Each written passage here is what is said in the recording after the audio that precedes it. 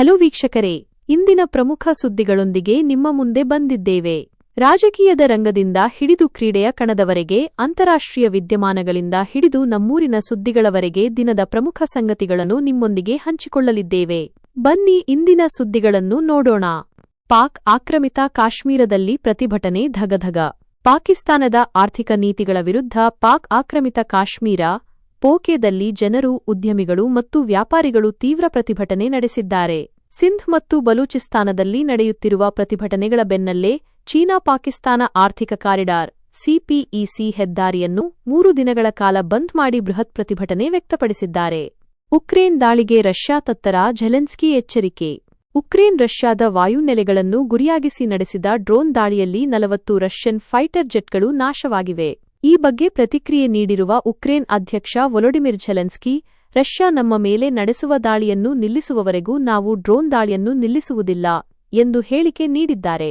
Canara bank ದರೋಡೆ ಪ್ರಕರಣಕ್ಕೆ ಸ್ಫೋಟಕ ತಿರುವು. ವಿಜಯಪುರದಲ್ಲಿ ನಡೆದಿದ್ದ ಕೆನರಾ ಬ್ಯಾಂಕ್ ದರೋಡೆ ಪ್ರಕರಣದಲ್ಲಿ ಸುಮಾರು 59 ಕೆಜಿ ಚಿನ್ನ ಹಾಗೂ 5.2 ಲಕ್ಷ ರೂಪಾಯಿ ನಗದು ದೋಚಲಾಗಿತ್ತು. ಈ ಪ್ರಕರಣದ ತನಿಖೆಯ ದಿಕ್ಕನ್ನು ತಪ್ಪಿಸಲು ದರೋಡೆಕೋರರು ಒಡೆದ ಕಿಟಕಿಯ ಮೇಲೆ ಕಪ್ಪು ಬಣ್ಣದ ವಾಮಾಚಾರದ ಗೊಂಬೆಯನ್ನು ಬಿಟ್ಟು ಹೋಗಿದ್ದಾರೆ ಎಂದು ವರದಿಯಾಗಿದೆ. ಆಪರೇಷನ್ ಸಿಂಧೂರ್ ಕುರಿತು ಸಿಡಿಎಸ್ ಅನಿಲ್ ಚೌಹಾಣ್ ಮಾತು.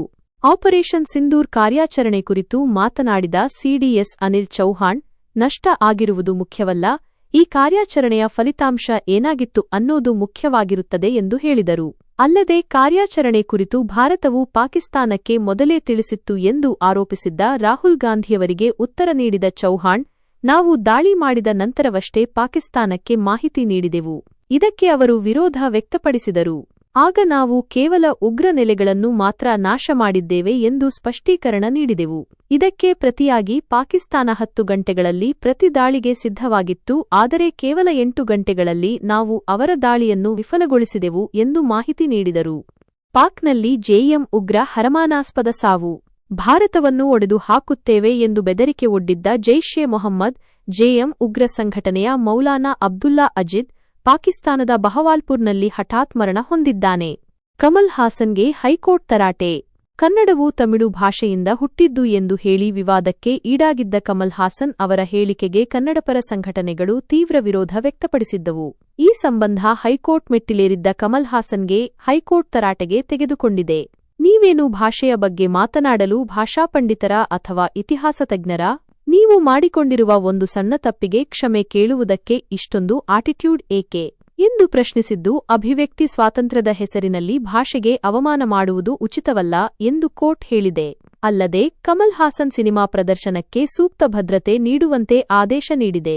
ಆದಾಗ್ಯೂ ಕಮಲ್ ಹಾಸನ್ ನಾನೇನು ತಪ್ಪೇ ಮಾಡಿಲ್ಲ, ಸದ್ಯದಲ್ಲಿ ಕರ್ನಾಟಕದಲ್ಲಿ ಸಿನಿಮಾ ಬಿಡುಗಡೆ ಮಾಡುವುದಿಲ್ಲ ಎಂದು ದುರಹಂಕಾರದ ಹೇಳಿಕೆ ನೀಡಿದ್ದಾರೆ.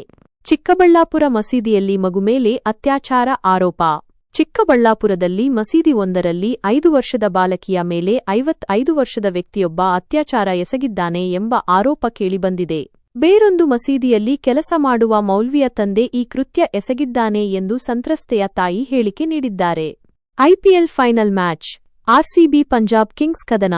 ಇಂದು ಗುಜರಾತಿನ ಅಹಮದಾಬಾದ್ನ ನರೇಂದ್ರ ಮೋದಿ ಸ್ಟೇಡಿಯಂನಲ್ಲಿ ಐಪಿಎಲ್ 2025ರ ಫೈನಲ್ ಪಂದ್ಯ ನಡೆಯಲಿದ್ದು, ಆರ್ಸಿಬಿ ಮತ್ತು ಪಂಜಾಬ್ ಕಿಂಗ್ಸ್ ನಡುವೆ ಕದನ ಆರಂಭವಾಗಿದೆ.